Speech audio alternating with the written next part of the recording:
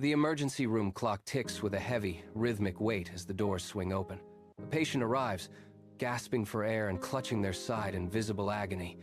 Dr. Evans pulls back the sterile curtain, his eyes narrowing as he notes the patient's ghostly pale skin. Then, he sees them. Faint, purplish spots scattered across the lower legs like a silent warning. This is no ordinary infection. This is a vascular firestorm. He knows that every second counts. The body has turned against itself, launching a relentless internal war that threatens to consume everything in its path. The air in the room feels thin, mirrored by the patient's desperate struggle to draw a single full breath. Vasculitis. It is a condition where the immune system mistakenly identifies the body's own blood vessels as foreign invaders. The resulting inflammation begins to starve vital organs of life-sustaining oxygen.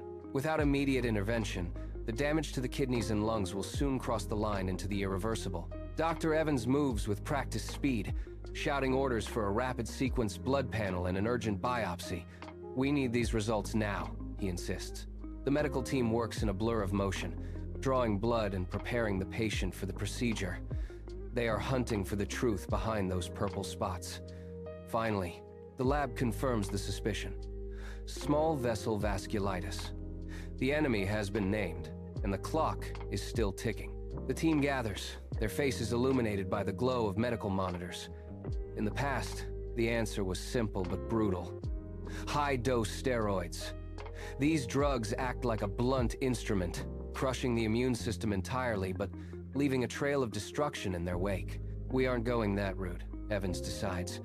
We can't risk the bone loss or the onset of diabetes. Instead, they choose a modern path. They initiate a targeted biologic therapy, a sophisticated approach designed to shut down the specific immune pathways fueling this specific fire. It is precision medicine in its purest form. It does not destroy the whole system. It simply removes the fuel from the flames. Days of intense observation pass in the intensive care unit. Slowly, the tide begins to turn. The lab markers, once spiking in red, begin to stabilize. The angry purpura on the patient's legs starts to fade from deep purple to a ghostly shadow.